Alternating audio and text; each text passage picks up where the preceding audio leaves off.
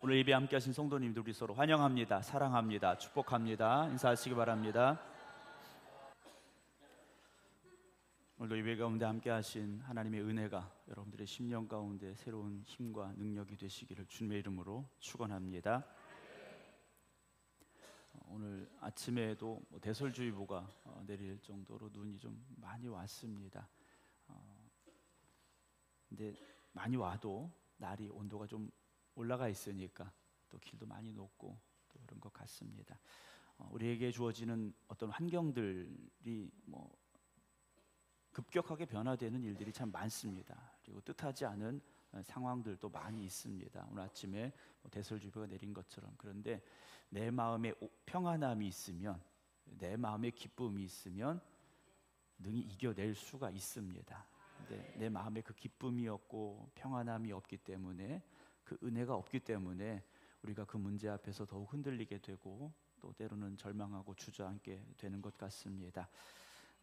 어떤 장로님이 계셨는데 이 장로님이 성경도 많이 읽고 또 신앙이 참 좋으셨어요. 그래서 주변 사람들에게 존경받는 그런 장로님이셨는데, 이 장로님이 땅도 팔아서 예배당을 짓고 또 자기 돈을 들여서 큰 잔치를 벌려서 동네 사람들 다 초대해서 식사도 대접하는 그런 장로님이셨다고 그래요. 그런데 어느 해 여름에 장마철에 비가 억수같이 쏟아져 내렸는데, 이 장로님이 비가 막 쏟아져 내리니까 교회가 걱정이 돼서 교회가 이상이 없나 이게 살펴보려고 열심히 가고 계셨어요. 근데 또 마침 그 면의 면장님이 비가 많이 오니까 또 어디 문제가 없는가 이렇게 돌아보고 있었는데 장로님 우연히 만났습니다. 장로님 어디 가세요? 이렇게 면장이 인사를 했는데 장로님이 교회 갑니다 대답을 했어요. 면장이 웃으면서 이렇게 묻습니다. 장로님, 그렇게 교회 열심히 가시면, 그래서 교회에서 열심히 일하면 교회에서 월급도 줍니까? 물었어요. 그랬더니 장로님이 활짝 웃으시면서 받습니다. 그것도 하나님께서 직접 월급을 주십니다. 그랬어요. 면장님이 이상한 얘기잖아요. 그러면서 호기심 어린 표정으로 물었습니다. 도대체 월급을 주시는데 무슨 월급을 주십니까? 얼마를 주세요? 그랬더니 장로님이 진지하게 이렇게 대답을 하셨다고 그래요. 하나님께서는 나에게 건강의 월급을 주시고 기쁨의 월급을 주시고 형통의 월급을 주시고 천국의 월급을 주시고 자손의 축복이라는 월급을 주십니다. 하나님이 주시는 월급은 눈에 보이지 않지만 눈에 보이는 월급보다 더 큰 월급을 주고 계십니다 라는 그런 말씀을 하셨다라는 일화를 제가 책에서 봤습니다.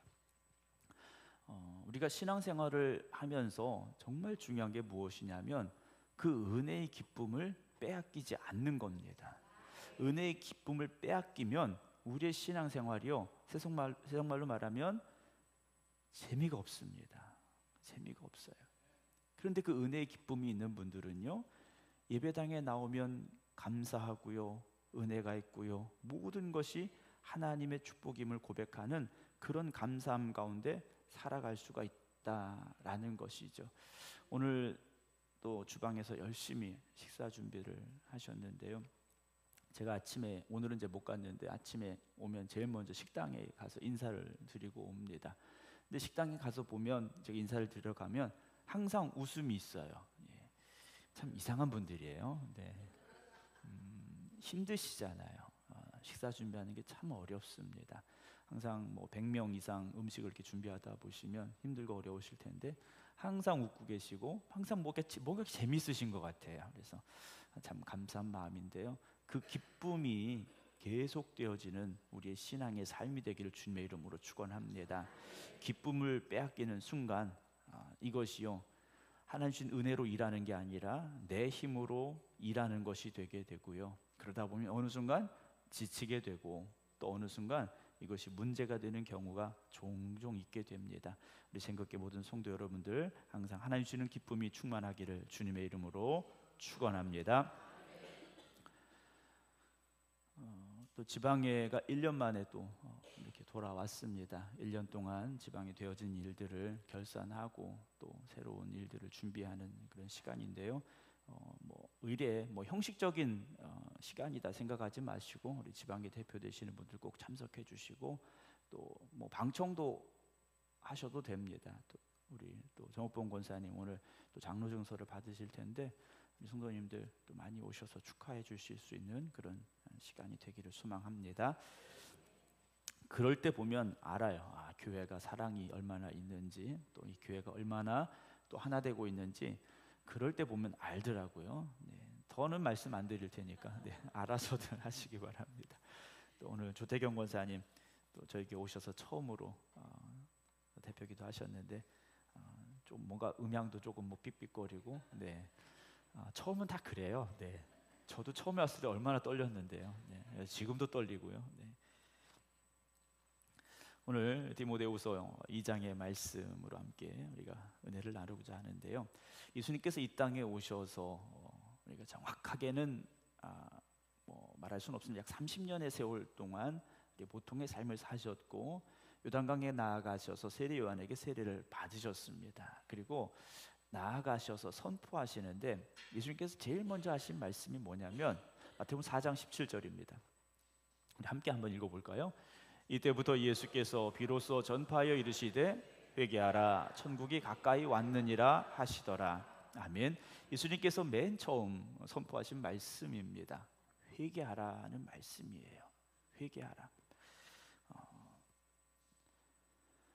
오늘 25절 보게 되면요, 거역하는 자를 온유함으로 훈계할지니 혹 하나님이 그들에게 회개함을 주사 진리를 알게 하실까라는 말씀이 있어요. 여러분, 우리가 하나님으로부터 받아야 될 것들이 많이 있죠. 받아야 될 것들이 많이 있습니다. 또 받고 싶은 것도 많이 있지 않습니까? 뭐 청구서 이렇게 생각하지 마시고요. 받아야 될 것도 많고 받고 싶은 것도 많아요. 그런데 우리가 받아야 될 것들 중에 가장 중요한 것이 무엇일까 한번 생각을 해봅니다. 여러분, 하나님으로부터 받고 싶은 것 중에 또 받아야 되는 것 중에 가장 중요하고 가장 큰 것이 뭐라고 생각하십니까? 구원이죠? 더 큰 게 있으신 것 같아요. 구원이에요. 우리가 하나님으로부터 받아야 되는 가장 큰 선물은 구원입니다. 그렇죠? 그런데 그 구원으로 나아가기 위해서 필요한 것이 무엇입니까? 회개지 않습니까? 회개함이 없이는 구원의 문으로 우리가 갈 수가 없다라는 거예요. 그래서 이 구원이라는 것은 회개와 꼭 같이 다녀야 되는 것이고, 이 회개라는 것은 내가 죄인임을 고백하는 사람만이 할 수 있는 게 회개예요. 내가 죄인임을 인정하지 않는 사람은 회개하지 않습니다. 왜냐? 회개할 게 없기 때문이에요. 우리가 예수 그리스도로 말미암아 죄사함 받고 구원함을 받아 하나님의 나라를 향하여 가고 있지 않습니까? 우리가 예수님을 알기 전에 지은 죄가 분명히 있습니다. 그렇죠? 그래서 우리가 그 죄를 고백했기 때문에 여기 나와서 하나님 앞에 예배를 드리고 있어요. 그러면 저와 여러분들은 구원을 받았습니까? 못 받았습니까? 받은 사람들이에요. 그럼 구원받은 사람은 죄를 짓습니까? 안 짓습니까? 죄를 여전히 짓고 살아요. 죄를 짓고 삽니다. 구원받은 사람도 죄를 지어요. 그러나 구원받은 우리가 또다시 죄 앞에서 하나님 앞에 회개하는 과정을 통하여서 점점 우리가 어떻게 됩니까? 신앙적으로 성숙해져 나아가고 성화의 단계까지 올라갈 수 있어야 된다는 거죠. 예수 믿기 전에 지었던 죄들을 또다시 지으라는 말씀이 아니에요.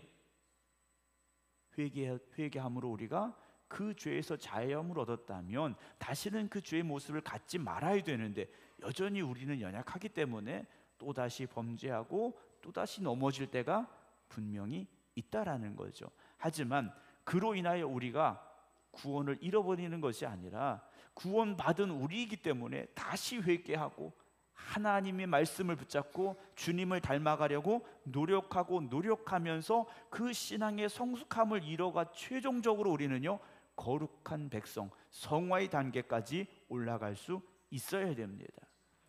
아직도 우리는 그 과정 중에 있다라는 거예요. 여러분, 여기 완벽하신 분 한 분도 없어요.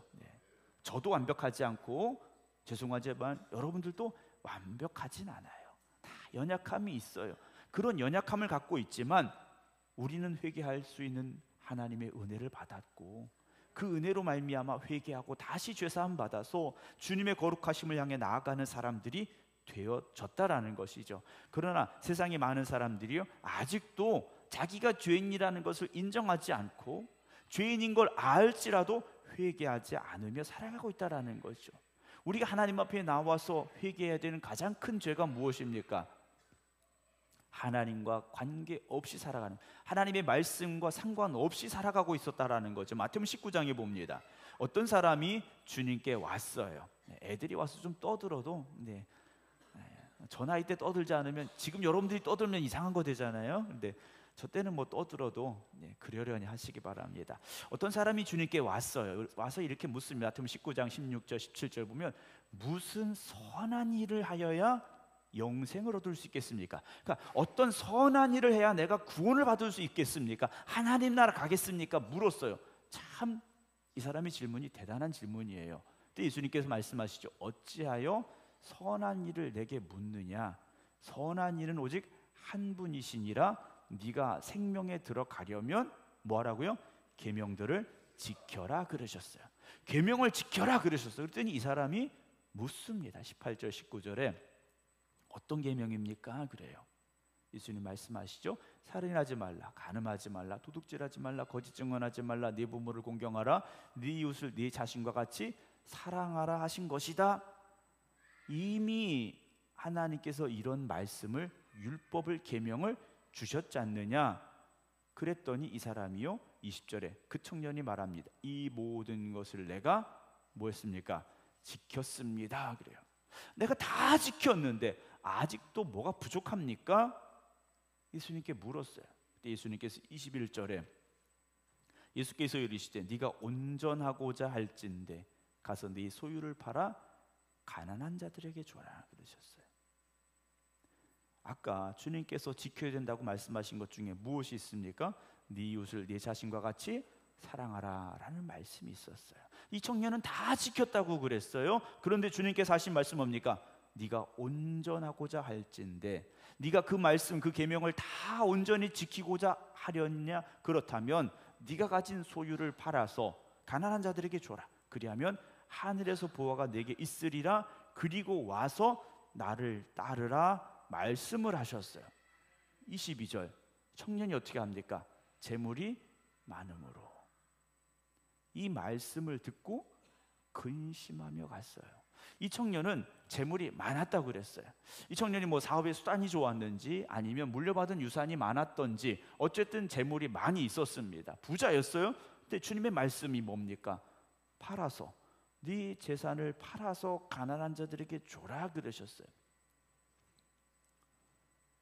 뭐 얼마를 팔라고는 하지 않으셨지만 팔아라 그러셨어요.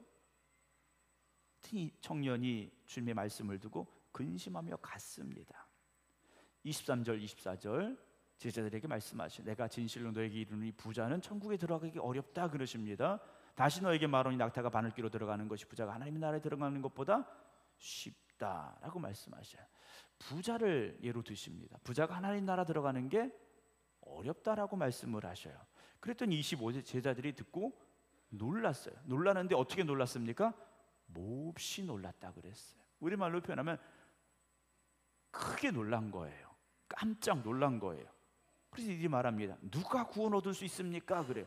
아니 지금까지 이 제자들이 가지고 있었던, 즉 그 당시 이스라엘 백성들이 가지고 있던 생각은 뭡니까? 부자들은 어디 갑니까? 천국 가요. 왜 천국 갑니까? 돈이 많아서 천국 갑니까? 아니에요. 부자는요 구하는 일들을 열심히 했더라는 거예요. 부자들이요 물론 다 그런 건 아니겠습니다만 부자들은요 자신에게 주신 이 부유함을 가지고 가난한 사람들을 구제하는 경우가 많이 있었어요. 그런데 주님의 말씀은요 부자가 천국 가는 게 어렵다고 말씀하시는 거예요. 제자들이 놀란 겁니다. 아니 부자가 천국 못 가면, 즉 아까 온 청년처럼 율법을 다 지키는 이 부자가 천국 못 가면 도대체 누가 구원 얻을 수 있겠습니까? 그래요. 예수님이 이렇게 말씀하십니다. 26절에 이르시되 구원은 사람으로서 할 수 있는 게 아니다라고 말씀하십니다. 하나님께서 하신다라는 거예요. 여러분 구원이라는 것은 우리의 어떤 행위의 완전함으로 이루어갈 수 있는 것이 아니라는 겁니다. 자기의 의의를 완벽하게 만들어서 내가 완전하게 되어서 천국 가는 게 아니라는 거예요. 이것도 지키고 이것도 하고 그래서 천국 가는 게 아니라는 겁니다. 천국은요 주님께서 뭐라고 말씀하십니까? 천국이 가까이 왔다고 말씀하셔요. 그런데 그 가까이 온 천국에 들어가기 위해서 우리가 해야 될 것이 무엇이라고 말씀하셨습니까? 회개하라 그러셨어요. 우리가 구제도 하고 말씀도 지키고 다 해야 됩니다. 그러나 그것이 나의 의를 내세우는 도구가 되지 말아야 돼요. 내가 이거 했어, 내가 이만큼 했어,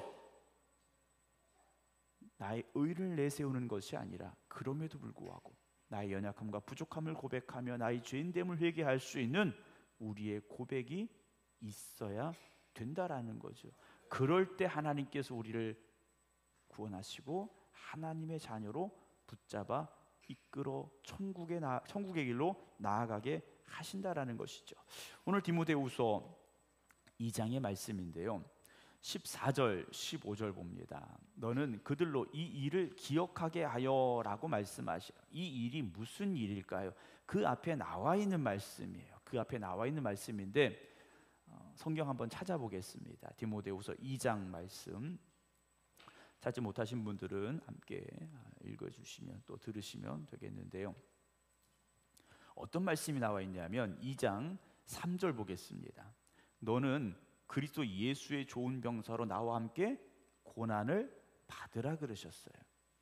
오늘 편지는 디모데에게 보낸 편지입니다. 바울 사도가 디모데에게 보낸 편지지만 디모데만 읽고 이 편지를 가지고 있었던 것이 아니라 초대교회 성도들이 이 편지들을 함께 읽고 나눴다라는 거예요. 그러니까 디모데 한 사람에게 보낸 편지이지만 결국은 초대교회 성도들에게 보낸 편지이고, 그리고 오늘 우리에게도 주시는, 하나님께서 주시는 말씀인데요, 오늘 저나 여러분들은 그리스도 예수의 좋은 병사로 살아가야 되는데 어떤 삶을 살아가는 겁니까?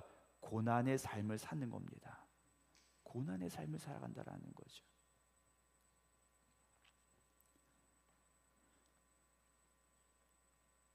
11절 봅니다. 우리가 주와 함께 죽었으면 또한 함께 살 것이라 그랬어요. 우리가 주와 함께 죽었다면 또한 주님과 함께 부활한다라는 말인데요, 오늘 14절로 다시 가보면 이 앞에 나와 있던 이 많은 말씀들인데 디모데에게 이 일을 기억하게 하여라고 말씀하고 있어요. 우리가 고난받아야 되고 예수 그리스도와 함께 십자가에 죽은 사람들이 되어져야 되는데 이 일을 잊지 말고 살라는 겁니다. 사랑하는 성도 여러분, 우리가 신앙생활하면서요 잊지 말아야 될 것들이 분명히 있지 않습니까? 내가 왜 하나님의 부름을 받았는지, 하나님의 부름받은 사람으로서 어떻게 살아가야 되는지를 우리가 잊지 말아야 돼요. 근데 그걸 잊어버리면 어떻게 됩니까? 그 다음에 뭐라고 되어 있습니까? 말다툼을 하지 말라고 하나님 앞에서 엄히 명하라 그랬어요. 초대교회 안에 뭐가 있는 겁니까? 말다툼이 있는 거예요. 분쟁이 있고 다툼이 있었다라는 겁니다. 그럼 왜 말다툼이 일어났느냐? 왜 분쟁이 생겼느냐? 이 일을 기억하지 못했기 때문이라는 거죠. 우리가 십자가를 지고 가야 되는 사람들인데 나 자신을 부인하고 하나님의 말씀 붙잡고 하나님 사랑하고 이웃 사랑하고 주님과 함께 십자가에 죽어야 되는 그런 우리들임을 잊어버릴 때 우리가 어떻게 됩니까? 말다툼하게 된다라는 거죠. 내가 어떤 사람인지 분명히 고백할 수 있는 사람은, 내가 주님과 함께 십자가에 함께 못 박혔음을 고백할 수 있는 사람은 은혜 가운데 살아가고요, 모든 것이 감사하고요, 정말 주님의 말씀대로 살려고 몸부림칠 수밖에 없습니다. 그런데 그것을 잊어버리는 순간 우리는 세상 사람들처럼 살아가게 되죠. 여러분, 교회는요 하나님이 세워주신 천국이지 않습니까? 자, 한번 생각해 보세요. 천국에 싸움이 있을까요, 없을까요? 안 가보셨으니까 잘 모르겠지만 당연히 없겠죠. 자, 지옥에는 싸움이 있을까요, 없을까요? 가지 말아야 되지만 분명히 있겠죠. 여러분, 교회는 하나님 이 땅에 세워주신 하나님의 나라, 우리에게 보이신 하나님의 나라 천국이 되어져야 됩니다. 교회는요 항상 기쁨이 있고 감사가 있고 사랑이 넘쳐나야 됩니다. 근데 우리가 누구인지를 잊어버리는 순간 교회는 천국의 사명을 잃어버리게 되고 다툼과 분쟁이 생겨날 수밖에 없습니다. 그래서 바울은 디모데에게 하나님 앞에서 엄히 명하라 그래요. 하나님 앞에서 엄히 명하라. 이는 유익이 하나도 없다 그래요. 도리어 듣는 자들을 어떻게 합니까? 망하게 한다 그랬습니다. 여러분, 교회 한번 문제가 생겨보세요. 생기지 말아야 되지만 교회에 문제가 생겼다 그러면요, 다 상처받습니다. 모든 사람이 상처받아요. 그래, 듣는 사람들을요, 보는 사람들을요 상처받게 하고 교회를 떠나가게 하고요. 야, 이런 교회 다녀서 뭐하나? 라는 생각을 하게 될 때가 있어요. 디모데에게 말합니다. 너는 진리 말씀을 옳게 분별하며 부끄러울 것이 없는 일꾼으로 인정된 자로 자신을 하나님 앞에 드리기를 힘써라 그래요. 오늘 저나 여러분들은요, 우리 자신을 하나님 앞에 드리기를 힘써야 됩니다. 16절 17절입니다. 망령되고 헛된 말을 버려라 그래요.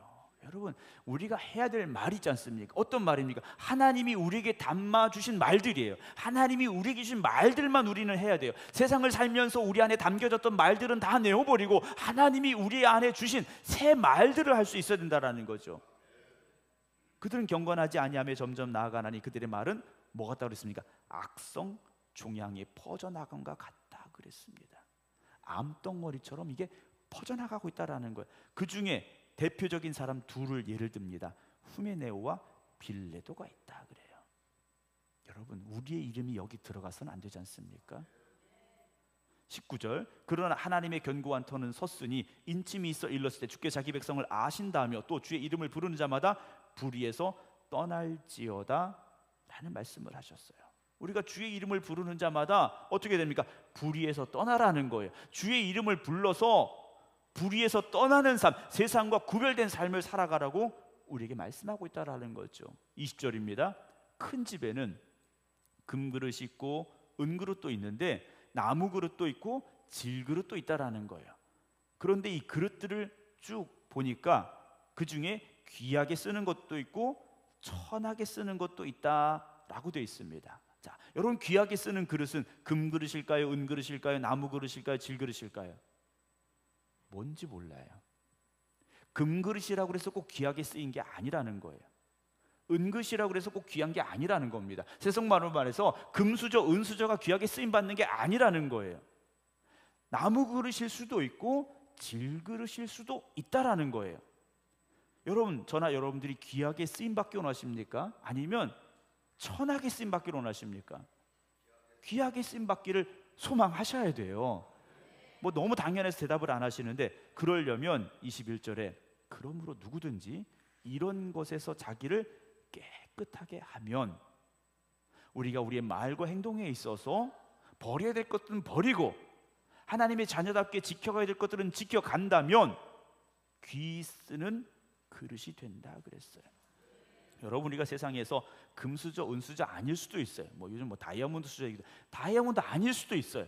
나는 나무 그릇일 수도 있고 질 그릇일 수도 있어요. 그런데 내 자신을 깨끗하게 하여 하나님의 거룩하심 앞에 바로 서서 주님을 닮아가는 사람이 되어지면 하나님이 우리를 귀하게 쓰는 그릇으로 삼아 주신다라는 거죠. 그래서 모든 선한 일에 어떻게 합니까? 준비함이 되리라. 언제든지 꺼내서 쓰실 수 있는 그런 준비된 성도들이 되라는 말씀이에요.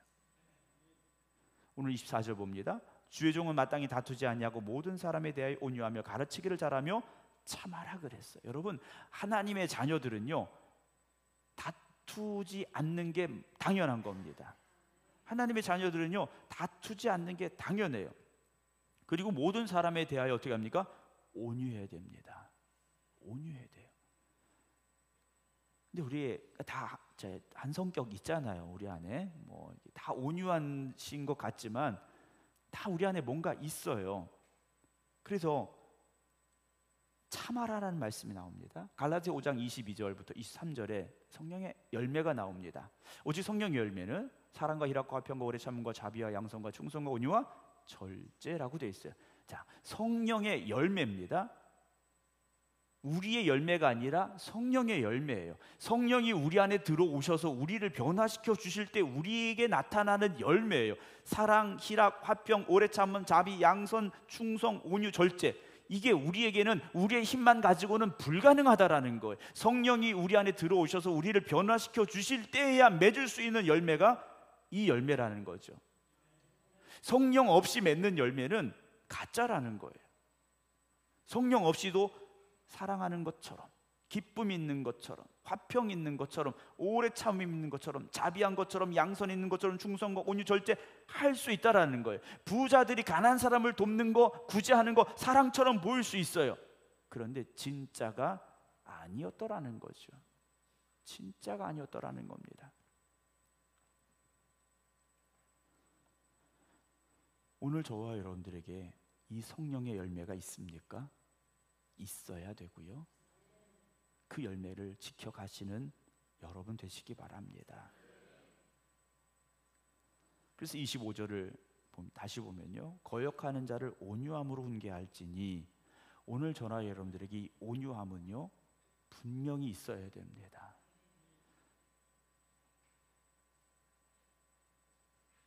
온유함을 잃어버리는 순간 우리는 분노가 우리 안에서 치밀어 오르게 되고요, 그 분노는 하나님의 말씀에서 우리를 떠나게 만듭니다.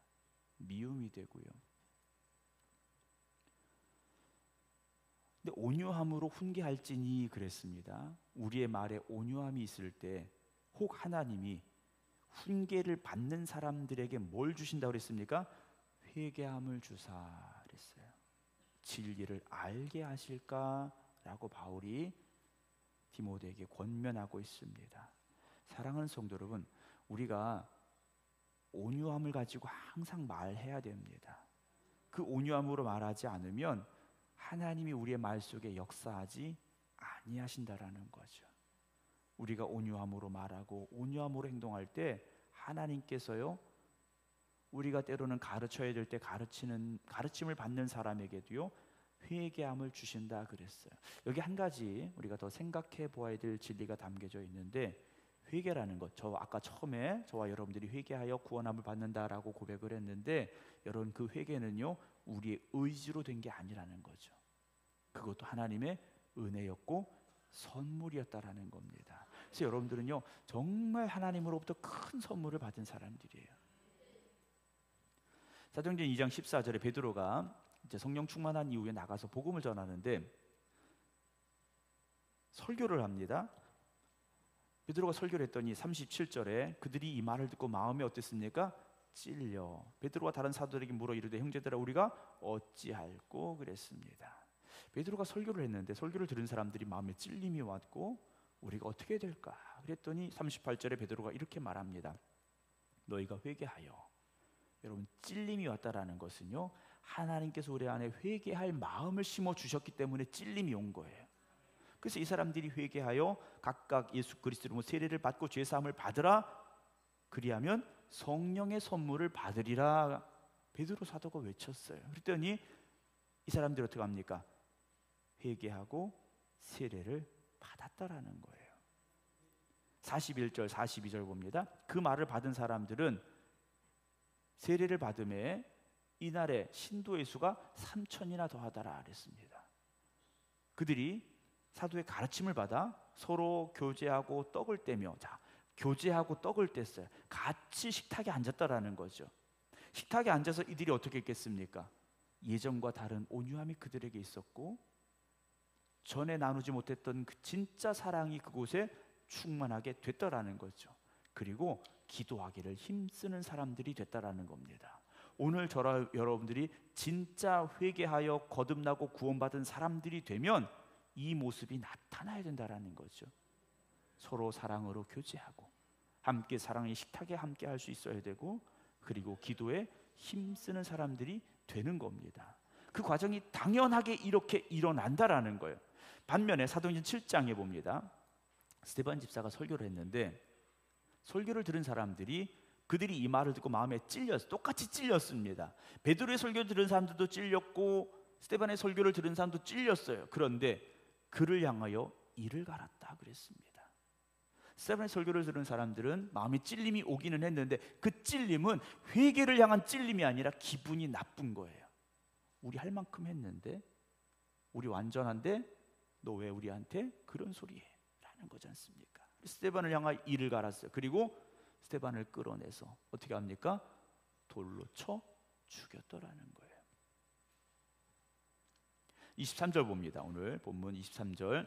어리석고 무식한 변론을 버려라 그랬습니다. 여러분, 다툼이라는 것은요, 결국 어리석고 무식한 변론 때문에 생기는 거예요. 자기 주장 때문에 생기는 거고, 자기 의로움을 내세우기 때문에 이런 다툼과 변론이 생겨난다라는 거예요. 그래서 다툼이 일어나게 돼 있다라는 거예요. 여러분, 우리가 생각하고 말하는 모든 것이 하나님의 말씀에 근거해서 그 말씀으로 생각하고 말할 수 있기를 주님의 이름으로 축원합니다. 내 생각으로, 세상의 지식으로 말하다 보면 다툼이 날 수밖에 없어요. 24절. 주의 종은 마땅히 다투지 아니하고 모든 사람에 대해 온유하며 가르치기를 잘하며 뭐라고 있습니까? 참으며. 25절. 거역하는 자를 온유함으로 훈계할지니 하나님이 그들에게 회개함을 줄 진리를 알게 하실까 하며. 26절. 그들로 깨어 마귀의 올무에서 벗어나 하나님께 사로잡힌 바 되어 그 뜻을 따르게 하실까 합니다. 여러분, 우리의 사명이 뭡니까? 마귀의 올무에 붙잡힌 사람들을 그 올무에서 벗어나 하나님께 사로잡힌 사람이 되게 하는 것, 그게 우리의 사명이지 않습니까? 그게 교회의 사명이지 않습니까? 그러려면 우리가 온유함으로 변화되어져야 되고, 하나님이 언제든지 쓰실 수 있는 준비된 그릇들이 되기를 주님의 이름으로 축원합니다. 20절, 21절 말씀을 다시 봅니다. 큰 집에는 금그릇과 은그릇뿐 아니라 나무그릇과 질그릇도 있어 귀하게 쓰는 것도 있고 천하게 쓰는 것도 분명히 있다라는 거죠. 21절 말씀 우리 한번 같이 읽어보겠습니다. 그러므로 누구든지 이런 것에서 자기를 깨끗하게 하면 귀 쓰는 그릇이 되어 거룩하고 주인의 쓰심에 합당하며 모든 선한 일에 준비함이 되리라. 아멘. 사랑하는 성도 여러분, 우리가 사순절 기간을 보내고 있습니다. 우리가 사순절을 보내면서 더욱더 주님의 마음을 우리가 깨닫기를 원합니다. 그리고 주님을 닮아가기를 소망합니다. 주님의 온유하심을 닮아가시고 그 인내하심을 닮아가고, 그래서 우리가 변화되고 거듭나 주님께서 쓰시기에 합당한 귀한 그릇들이 되기를 주님의 이름으로 축원합니다. 아직도 우리 안에 버려야 될 것들이 있고 새로워져야 될 것들이 분명히 있음을 고백합니다. 그렇다면 그저 우리가 말씀이 이렇게 돼 있구나, 오늘 설교 이렇구나 라고 듣는 것에서 끝나는 것이 아니라 이번 한 주간 동안 더욱더 우리가 하나님의 말씀 앞에 바로 서서 정말 내 안에 버려야 될 것들은 버리고 바뀌어야 될 것들은 바뀌고 새로워져야 될 것들은 새로워짐으로 인하여서 하나님의 쓰심에 합당하며, 그리고 하나님께서 언제든지 쓰실 수 있는 귀한 믿음의 그릇들이 되어지는 우리 모두가 되어지기를 주님의 이름으로 축원합니다. 기도하겠습니다.